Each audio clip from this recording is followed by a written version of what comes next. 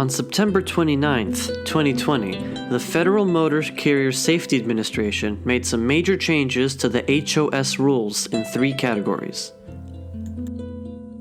30-minute break requirement, adverse driving conditions exception, and 2 new sleeper berth provisions regarding the split sleeper rule and the workday rule.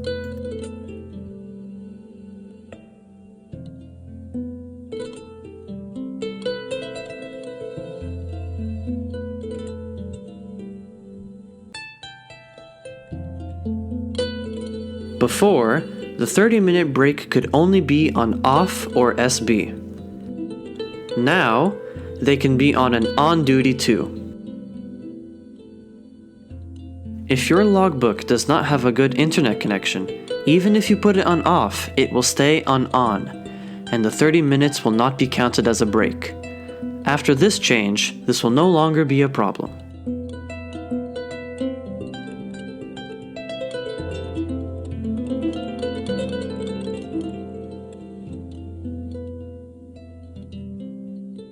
Before, this exemption gave you only 2 hours of extra driving time within your 14-hour workday. Now, it is giving you 4 hours of extra driving time within the 15-hour workday. Now, in bad weather conditions, if you need to move to a safe place, you can have 15 hours of driving within the 15-hour workday.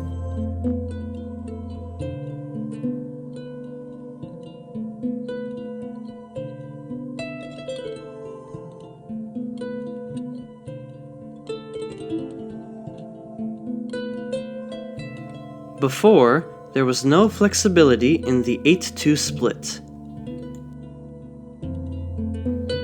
Now, with the 7-3 split, you have a lot of flexibility. You can split not only 7-3, but for example, you can split 7-15 and 2-45. You can split 7-26 and 2-34. And all sorts of variations.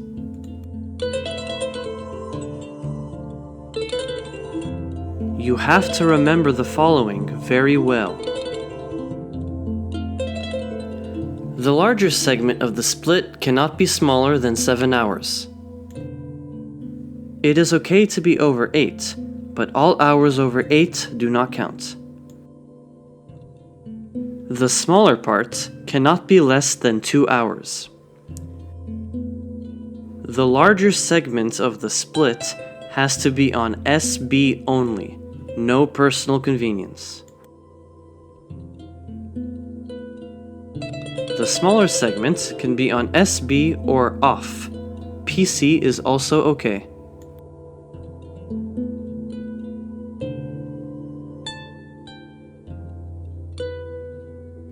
Before, if you started your 14-hour workday, the clock never stopped, whether you drove or not. Now, if you stop once for pickup, delivery, or rest for longer than 2 hours, your 14-hour clock will stop too. And this will extend your working day.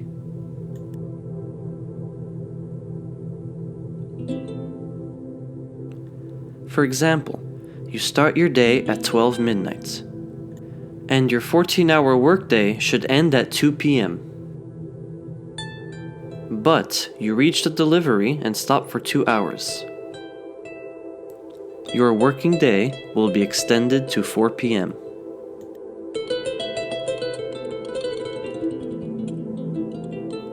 If you stop for 3 hours,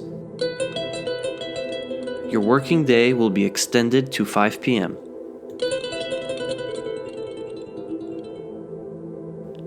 If you stop for 4, 5, 6, or 7 hours, your working day will be extended by the same formula.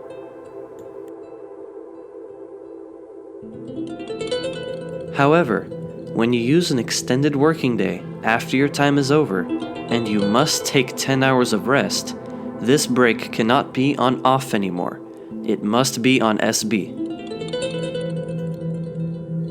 If you leave your log on off, the software will take back those 2 extra hours and will give you 2 hours of violation. Here are examples of real logs.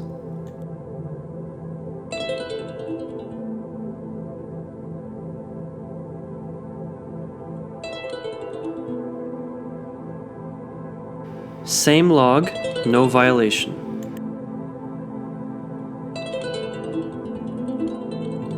However, exactly how many hours you need to be on SB requires more explanation.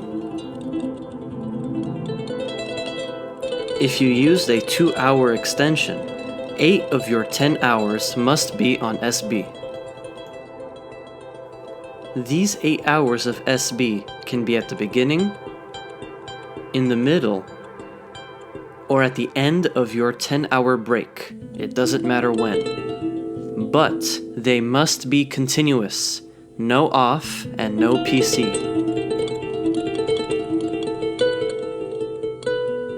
If you use 2 hours and 30 minutes extension, 7 hours and 30 minutes of your 10 hours must be on SB.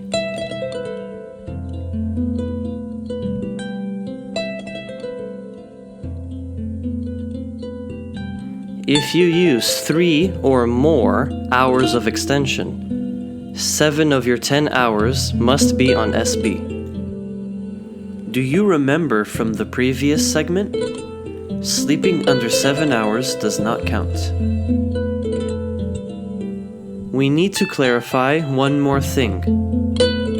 If during your working day you make not one, but several qualified stops of over 2 hours, the software will give you an extension of your 14-hour workday for just one of these stops, the longest one.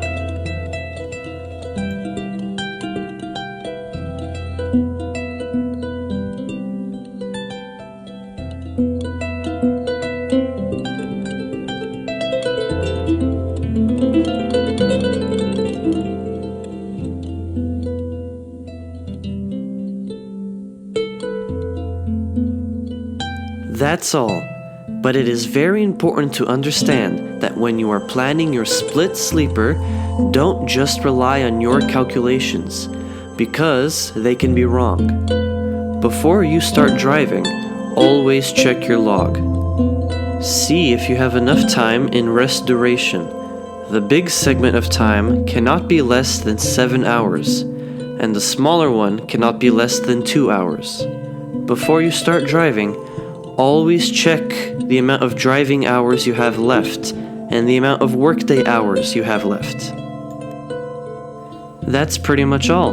This video showed you everything you need to know about the new HOS changes. It may sound complicated, but it's not. All you have to do is watch the video a few times, do a little practice, and be careful.